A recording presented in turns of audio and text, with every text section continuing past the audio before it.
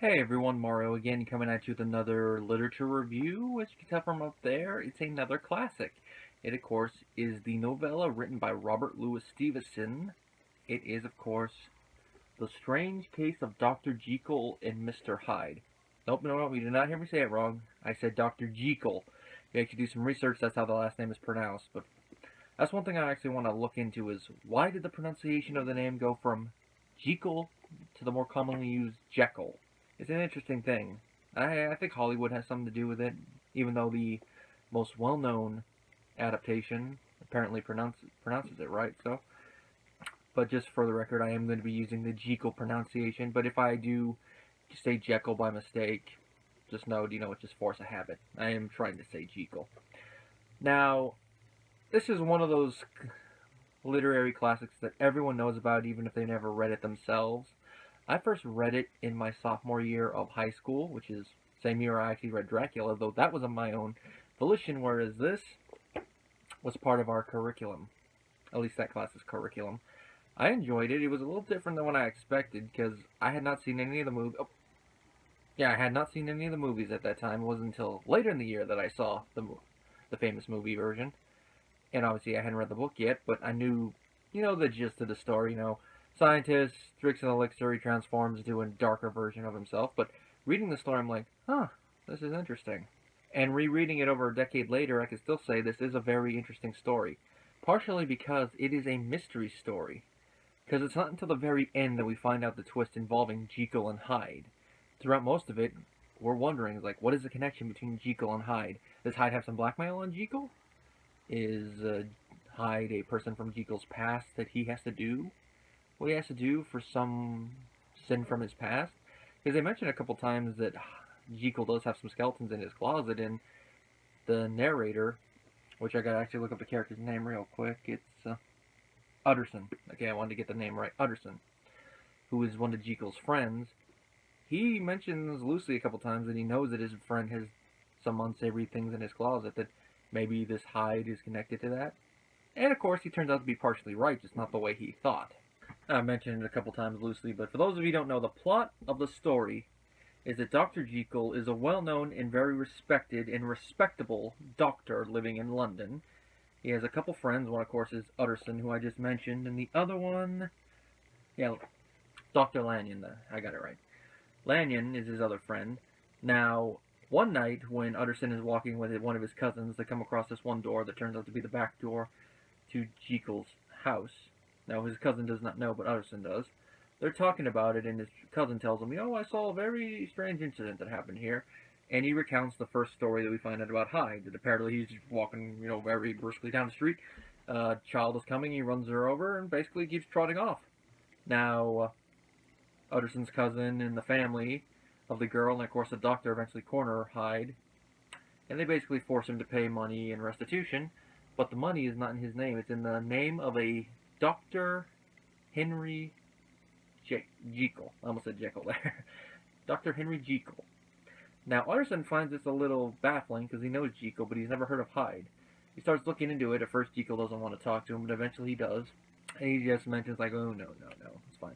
Now, the thing about that is making Utterson curious, because he's not only Jekyll's friend, but he's also his lawyer, and he has just given him a will that says in the event of his death or disappearance, all of his things go to a Mr. Edward Hyde.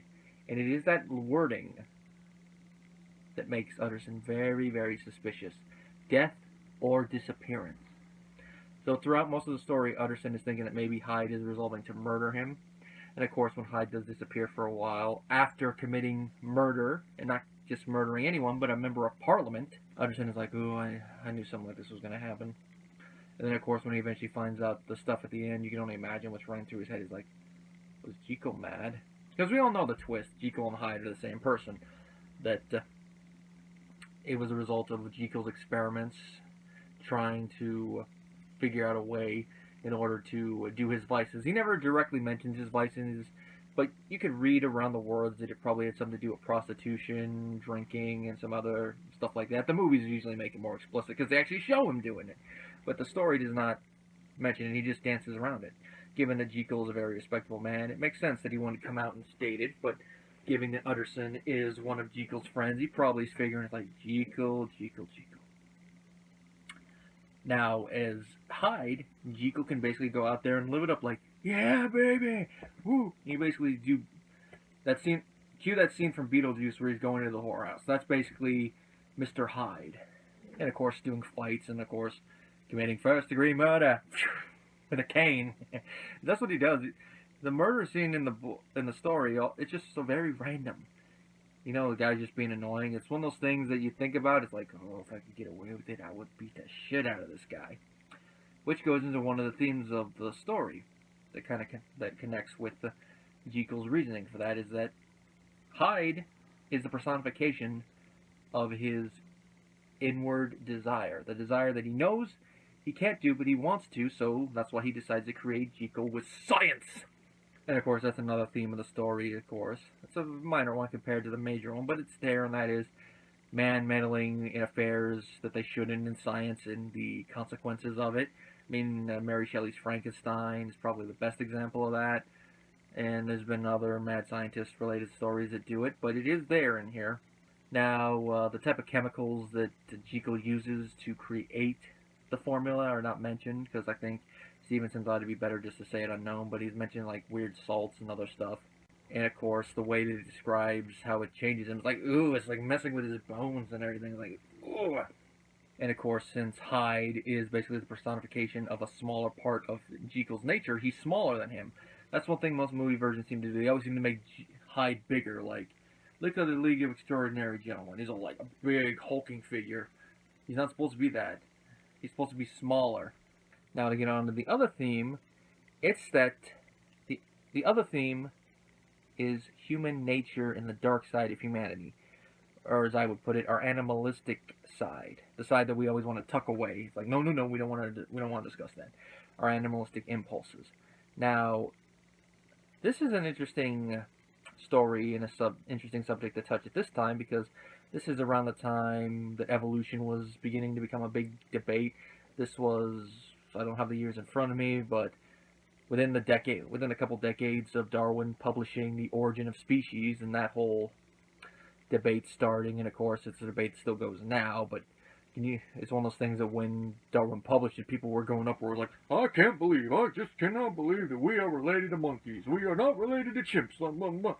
You know, getting all foghorn leghorn on it. You know, not wanting to discuss it. And here is a story that is discussing at least part of it, and that is that humans being animals, we have those impulses. As Carlin put it, we are semi-civilized beasts with baseball caps and automatic weapons.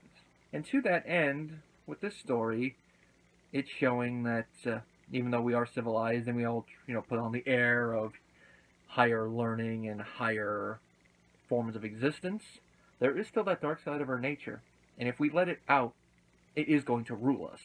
And with Jekyll, he constantly is letting Hyde out to the point that eventually he starts to come out by himself. And Jekyll has to use a formula just to keep him at bay. And there was a little bit of a time that he probably could have won over, but the more he used Jekyll, the stronger he got. The more Jekyll used Hyde, the stronger he got, and the easier it was for him to come out. Eventually, Hyde won in the end, because it is kind of a downbeat ending, but it's one of those ones that is earned. I guess you can kind of guess what eventually happens, but it's one of those things that, like, you kind of brought it on yourself, which is why I think in a lot of the film adaptations, they have the characters around him feel a little bit of sympathy that they lost their friend, but then also it's like he kind of brought this on himself. I mean, even one of the characters, Lanyon, before he passes away in the story, he does not want anything else to do with Jekyll, and he doesn't really feel any sympathy for him. And even one of the film adaptations that was done for TV that we actually watched in my sophomore class, at the end, one of the main characters kills Jekyll himself as Hyde, and basically saying that he has no sympathy for the man because of what he did, because he brought this upon himself. And that's also where it ties into the whole thing about science going amok, and it's tied in, intertwined with human nature. Human nature is always a very interesting thing to write about, as a lot of writers have stated that the only thing worth writing about is the human heart at conflict with itself, and that is basically what this story is, the human heart at conflict with itself. And with Jekyll, it's literal. It's his good side, Jekyll, and then the dark side of him.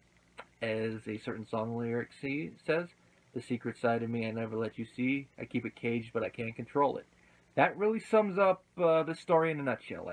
It's one of those classic literary stories that I believe everyone should read, even if they're like, I'm not a big fan of classic literature. This is definitely one you should read. Now, I will say, going back and rereading it, there were a couple moments where I did have to reread some sentences. I have a feeling that has to do with the difference in the English language, mostly the written form from the late 1800s to now. Plus, of course, this is a British literary one. That also might be with it. But it wasn't to the point where I was like going, what? It's not like I'm reading Chaucer where I'd be going, the hell is he trying to say? Then reread it a couple times. Oh. Or even Shakespeare. But then Shakespeare, you can actually get some of his stuff, especially some of his dirty jokes. You're like, I get joke. But with this one, it's like, okay, I just got to read it carefully. But you get the gist of it. And of course, a lot of his dialogue scenes, it's like, this sounds like something I would say with my buddies.